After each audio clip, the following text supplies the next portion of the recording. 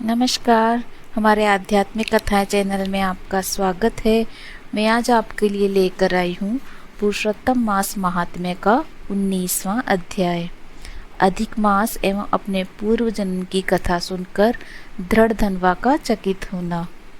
श्री सूत जी बोले, श्री नारद जी को इस प्रकार कथा सुनाते हुए श्री नारायण जी मधुर वाणी में बोले, महात्मा, शुकदेव ने जब इस प्रकार भगवान की प्रार्थना की तब भक्त वत्सल हरि बोले, हे द्विजराज, तुमने जैसा तप किया वैसा और कोई नहीं कर सकता, किंतु तुम ये नहीं जानते कि मैं किससे प्रसन्न होता हूँ। यह मेरा परम प्रिय पुरुषोत्तम मास है।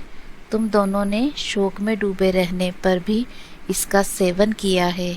हे तपोनिधि, इस मास के एक दिन का भी जो धर्म पूर्वक सेवन करते हैं उसके अनेकों पाप भस्म हो जाते हैं। तुम तो महीने भर निराहार रहे, अकाल वर्षा तीनों काल में स्नान किया है, स्नान भी आकाश के पवित्र जल से, महीने भी उपवास किया है। शोक में होने के कारण, चेतना नष्ट होने से तुम पुरुषोत्तम मास को जान भी न सके और बिना जाने ही उसका नियम पालन किया। तुम्हारे इस साधन का प्रमाण कौन जान सकता है। हे तपोधन, पुरुषोत्तम मास सब लोकों में आता है, किंतु धरती पर ही इसका पूजन फलदायी होता है। हे वत्स, धन्य हो जो तुमने इस बार में कठोर तप किया। मनुष्य जन्म पाकर भी जो पुरुषोत्तम मास का सेवन नहीं करते वह जन्म जन्म दरिद्री रहते हैं। इसलिए मेरे प्रिय इस मास का प्रयत्न पूर्वक सेवन करना चाहिए। श्री नारायण जी बोले, इस प्रकार कहकर हे मुनि जी श्री गरुड़ जी पर चढ़कर श्री हरि भगवान बैकुंठ चले गए। ब्राह्मण सुदेव पुरुषोत्तम मास की सेवा से मृत पुत्र शुकदेव को जीवित देखकर स्त्री सहित बड़ा प्रसन्न हुआ। बिना जाने मुझसे इसका सेवन हुआ है, ये मेरा धर्म सफल हुआ और इसी से मेरा पुत्र जीवित हो गया। इस तरह का दूसरा कोई मास नहीं और न पहले देखा था। इस प्रकार आश्चर्य करके वह उसी पुरुषोत्तम मास की पूजा व्रत करने लगे। पुत्र प्राप्त कर ब्राह्मण स्त्री सहित आनंद से रहने लगा।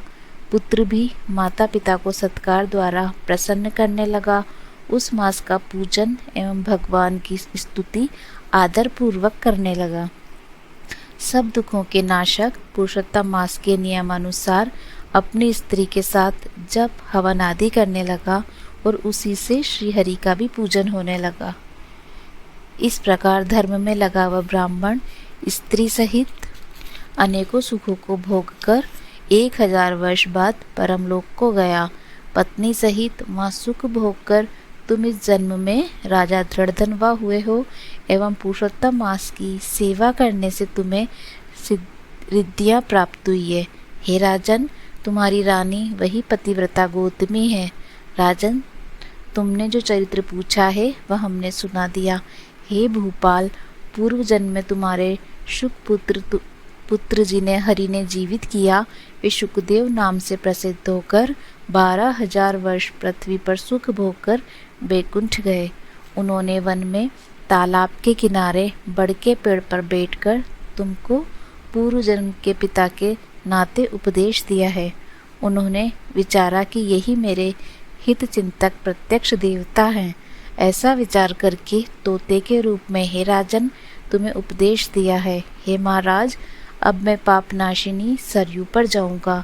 श्री नारायण बोले, इस तरह परम यशस्वी महाराज दृढ़ धनवा के पूर्व जन्म का हाल कहकर जब महात्मा चले तब पुण्यात्मा राजा बोला। 19वां अध्याय समाप्त।